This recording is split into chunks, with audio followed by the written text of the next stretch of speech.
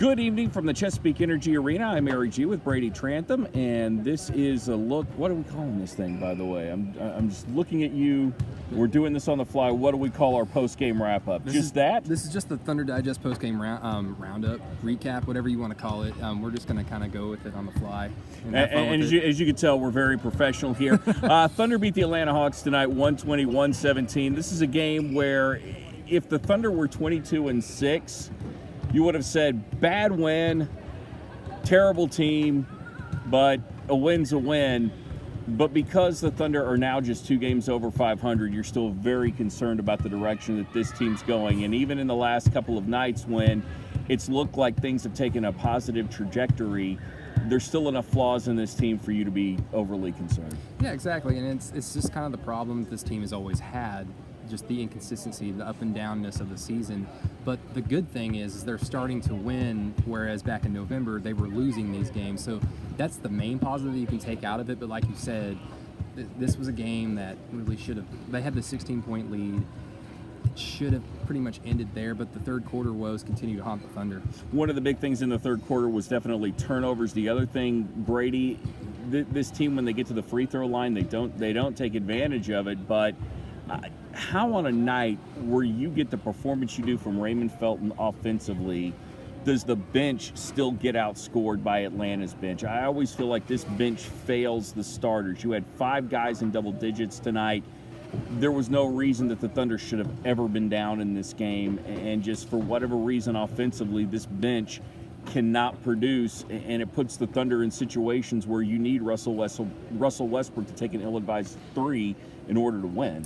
Yeah, I mean, the scoring wasn't there with the bench, and that's kind of been another telltale sign with this team where the scoring just hasn't been kind of balanced between the first and the second units. But I really feel like that the energy level and the effort level was really great from the bench. I mean, Josh Eustace, I think, alone altered 6 or 7 shots at the rim. He had a really awesome block shot midway through the second quarter. He had a good game. Like you said, Raymond Felton continues his, stellar play. Probably the most consistent free agent signing. So even still, this far into the season, 30-plus games.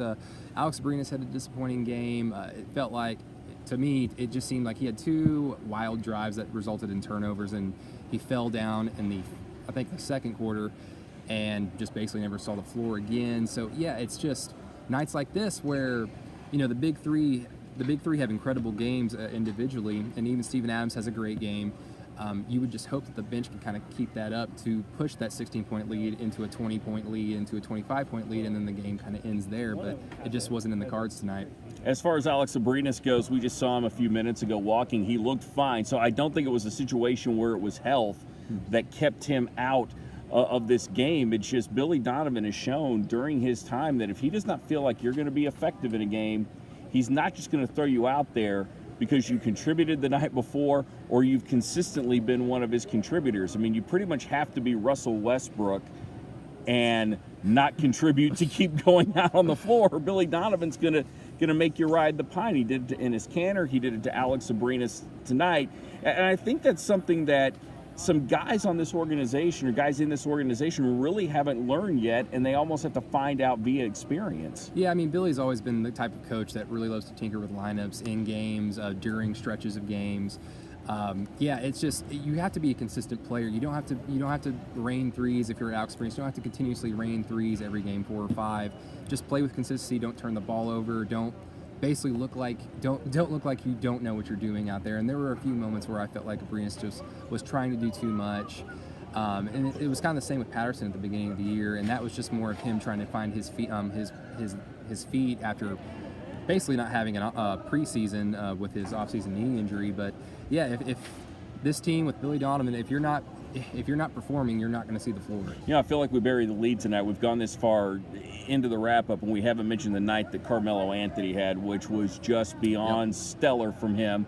And this is what people expected from Carmelo Anthony this year. I honestly don't know that you're going to get these nights on a consistent basis with Carmelo Anthony. I think you can hope for nights close to it. But I don't think you're going to get a night like tonight every night. But I think that's unfortunately what the fans were expecting when you put this team together is that Carmelo, Paul George, and Russell Westbrook would light it up every night. That hasn't been the case, and I don't expect that necessarily to be the case. Yeah, I mean, you can just go ahead and say you're not going to play a 7-win team every night. You're not going to play the Atlanta Hawks.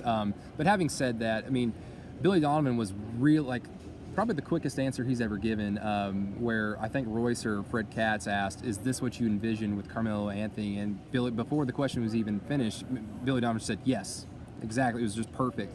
And, this was the Olympic medal that a lot of people assumed that when the trade kind of went down in the back in, August? Back in August. This is what a lot of people envisioned. You put Carmelo Anthony on a team with other stars, maybe we'd see the Carmelo Anthony from the Olympics where he came off the bench, was a spot-up shooter, raining down threes against the opponent. That's what we saw tonight. But like you said, this team, the theme of this season has just been inconsistency. You see one game and you think, okay, they've started to turn a corner. And then the next game, the complete opposite happens. And it's kind of both ways, like where you think that they've turned the corner going in the opposite direction in the bad way, but then they come back and beat Golden State by 25 points. So you look at that game that they had against Utah, which was such a great game defensively. I thought that was the best game they had played all year long defensively, especially at the rim. And you saw the way that the Thunder started off the first half tonight. There were some tweets on it. You and I were talking about it tonight in the press box that maybe it looked like the Thunder were figuring things out. And then all of a sudden that third quarter rolls around. They look disinterested. They're turning the ball over. They're not making shots. So you're still a good ways into the season, can't quite put your finger on what this team is and whether or not going forward they're ever going to get to a level of consistency. Now they're 9 and 3 in their last 12 games. Got who is it coming up tomorrow night? Utah on the road. And then you've got Chicago coming back on Christmas night, which that should Houston coming back on Christmas night. So you should rack up by the time you get to Houston, you ought to have a good little winning streak going, but can it continue? I mean, are they playing to the level of their competition? Raymond Felton said earlier today that losing to games like the Kings and the Mavericks taught the Thunder how you've got to take everybody serious and you've got to give maximum effort every night or anybody can beat you.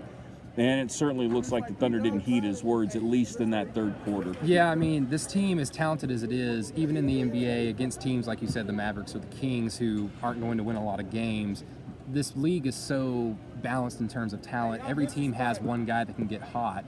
And sadly, even though the Thunder are incredibly talented, they can't rest on that every single night. And in the beginning of the season, it seemed like that's what they were kind of leaning on. We just have more talent than you. Our shots are going to fall, but the shots didn't fall, and they racked up a few losses and kind of dug themselves a hole. But, having said all this, the Thunder are 17 and 15. They're in the 5th seed, where like a week and a half ago they were out of the playoffs. The playoffs began at the time. So, It's a really hard team to discern and to break down because one day it's something and then the next day it's something else. So at the end of the day, like Billy Donovan said in the pregame, they want to win. That's the end result they're looking for. It doesn't necessarily matter how pretty it looks. And tonight it didn't really look pretty, but it's a win. But sometimes those wins that are ugly are indicative of bigger problems that can come when you play better teams. And that Houston game on Monday, certainly those warts could rear their ugly head depending on how much Houston is into that game. That's the one thing I always wonder about Christmas is how much is every team into those games. The guys always say they want to play on Christmas. It's a big night for the NBA, or it's a big day for the NBA because now it's become a showcase, and for a lot of fans who don't follow it all year long, it's the unofficial beginning of the season, but these guys want to be home. They want to be with their kids. It is Christmas night, so do the Rockets show up and just kind of take it lackadaisical, which the Thunder could certainly use a Rockets team that could take it lackadaisical. Well, it's going to be interesting. James Harden just had, the Rockets just lost to the Clippers. James Harden had another 50-point game, had a 50-point game in their last game, which they also lost. MVP this year, James Harden. Probably going to win the MVP. A little bit overdue at this point in his career, but yeah, probably deservingly so this year. It's going to be interesting because, like I wrote in that piece on Wednesday, how this team is going to be successful is how locked in are they. And before we get into the Houston game for a second, tonight, even in the opening minutes, this team didn't really look that engaged. I think we kind of had a few words exchanged right at the beginning of the game, but what got this team lit a fire under their butt was when Russell had that dunk and kind of flailed his arm and hit Kent Bazemore, and then Mike Budenholzer, the head coach of the Atlanta Hawks, didn't appreciate it and openly yelled at Russell Westbrook at right on the court, and the benches cleared. And from that moment on, Russell was engaged, barking orders from the bench, and just really into the night. So I think that kind of helped show this team the energy that was necessary for tonight. And if that didn't happen, who knows how the night would have kind of gone on. But for the Houston game, I wouldn't be surprised if we see it like a locked-in Oklahoma City Thunder team that we saw against Golden State, that we saw on opening night. They know the opponent. With Rush, you never really have to worry about him being locked in. I mean, his switch is always on. He was 70% for the game tonight. Mm-hmm. Hit the game winner, an ill-advised three, by the way. We were watching that in the media room. It was a Rush shot. And when that ball left Russell Westbrook's hand, there were a few of us that were thinking, don't. And then Russ makes it. So it's just simply Russ doing Russ things. Him versus James Harden, him versus the world. Every night he's going to show up and give it. I'm just not sure if it's in the cards for the rest of this team. And that's where you've really got to look and understand that Russell Westbrook's a very special player, because a normal NBA team does, especially if they're good, they get bored throughout the season when they're playing teams like Atlanta, when they're playing your Sacramentos, your sub-500 teams who you can go out there and not put out your best effort and win. That's to be expected. And when you see Russell Westbrook come out and be that spark plug that sort of ignites this team, that's just what he does every night. Another guy that seems to be a spark plug, and we've criticized the bench, but that's almost like Jeremy Grant's role right now, is to be that spark plug for this team. And he's been playing outstanding. I don't know if he's hit his ceiling yet or not, but there's something about this guy when he comes off the bench, even if he's not giving you the numbers that you want to see offensively, he still gives you effort, and that's undebatable at this point. Really quick, just an observation. Andre Iverson's wearing a red rum hoodie. Is that Andre? No, that's not Andre, but I hope you did see Steven Adams in the all camo outfit. Yeah, well, I didn't see him. He was wearing camouflage. But, I mean, you're exactly right. Jeremy Grant, I think he deserves a lot of credit for basically altering his game from last year in order to fit in with this new team and this new cast of characters. Last year, he was known as just kind of a spot-up shooter, and I know a lot of people assume that he wasn't going to be shooting 38% for his entire career. That was kind of an outlier, and it's certainly come down. He's been shooting the three ball a little bit better as of late, but he's really altered his game, obviously under the rim, where he's shooting about 100%. Anytime he gets the ball under the rim, he's either getting fouled or he's dunking the ball. Guy needs to be in the slam dunk contest, and thanks for the confetti.